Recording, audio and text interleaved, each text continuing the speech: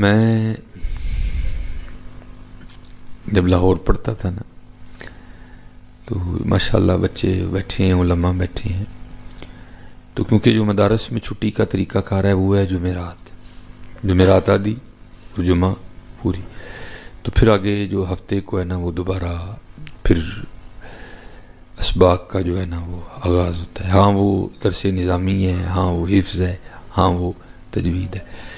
تو جب ہم لاہور پڑھتے تھے تو ہمیں بھی ظاہر جمعرات کو چھٹی ہوتی تھی، تو گھر آتے آتے تقریباً عصر مغرب عشاء جو ہے نا وہ ہو جایا کرتی تھی. تو ہمارے فتح گڑھ میں ایک بزرگ تھے، تو میری اکثر و پیشتر ان سے سلام دعا ہوا کرتی تھی جب آنا ہے. تو اسی طرح بڑی سردیاں تھیں، تو ایک دن انہوں نے نا گھر لڑکا بھیج کے مجھے بلوایا، میں ان کی خدمت میں حاضر ہوا. تو مجھے کہتے ہیں مولوی جی یہ کام کہیے تو کر دیو گے؟ میں نے کہا جناب آپ 1000 کام بتائیں، میں 1000 کر دوں گا. تو سن 2002 یا 2003 تقریباً انہوں نے نا مجھے 1000 روپیہ نکال کے دیا اور کہنے لگے کہ یہ لاہور ایک مزار ہے بابا چھتڑی والی سرکار، یہ پہلے تھا اب یہ تبدیل ہو گیا ہے، یہ بتی چونک سے تھوڑا آگے اور مینار پاکستان سے تھوڑا سا پیچھے اس سائڈ پہ نا یہ سڑک پہ مزار ہوا کرتا تھا. تو جب میٹرو ٹرین بنی اور وہ سڑک کی توسیع ہوئی تو پھر اس مزار کو بھی وہاں سے راوی کے کنارے جو ہے نا اس کو شفٹ کر دیا، لیکن اس وقت وہیں تھا.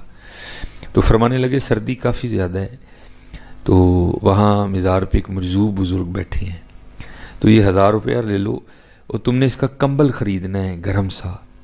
ہاں بابے کے پاس کوئی کمبل نہیں ہے، تو یہ کمبل تم نے ان کو دینا جا کے.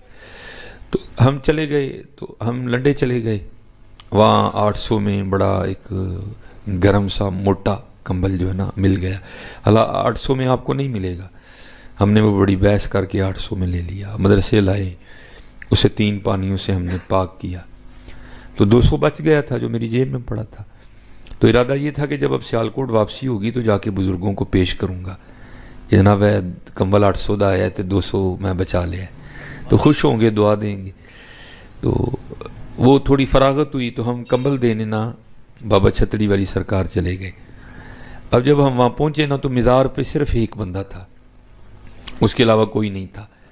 تو اس کا بھی حال یہ تھا کہ وہ سر جھکائے بیٹھا تھا، لیکن اس کی خاموشی میں بھی اتنا روب تھا کہ مجھے میں اتنی ہمت نہیں ہوئی کہ میں ان سے پوچھوں کہ حضرت تھے مجذوب کیڑا ہے یا تسی مجذوب ہو. اس کی خاموشی میں بھی اتنا روب تھا حضرت. تو جب کوئی سمجھ نہیں آئی تو پھر دل کے اندر سے آواز آئی کہ یہی ہے مجذوب. تو میں نے کیا کیا، میں نے وہ کمبل کھول کے نا چادر موٹی میں نے اس طرح ان کے کندھے پہ رکھا، تو وہ نہیں بولے کوئی بھی، سر نیچے ہی تھا. میں نے پھر کمبل سیٹ کر دیا ایسے، تو وہ پھر بھی نہیں بولے. بھائی تو کون ہے، تم انہوں کیوں کمبل دے انڈے آنا ہے، کی لگنا ہے تو میرا، یہ کیوں کمبل مجھے دے رہا؟ نہیں بالکل وہ اسی طرح رہے. تو جب کمبل شمبل دے کے میں اطمینان کر کے جانے لگا نا تو انہوں نے پیچھے سے پھر میری قمیض پکڑ لی.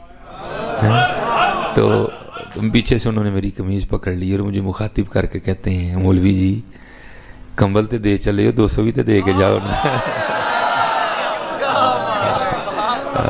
کمبل تے دے چلے ہو، 200 بھی تے دے کے. یہ سردیوں کے دن تھے، لیکن حضرت مجھے کپ کپی آئی اور مجھے پسینہ آ گیا کہ کہاں سیالکوٹ کہاں لاہور.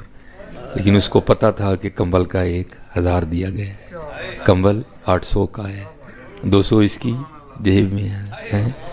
تو پھر میں اکثر سوچتا ہوں حضرت ہمارے آقا کریم علیہ الصلوۃ والسلام کے غلاموں کا یہ حال ہے تو پھر ان کا کیا حال ہوگا ہے.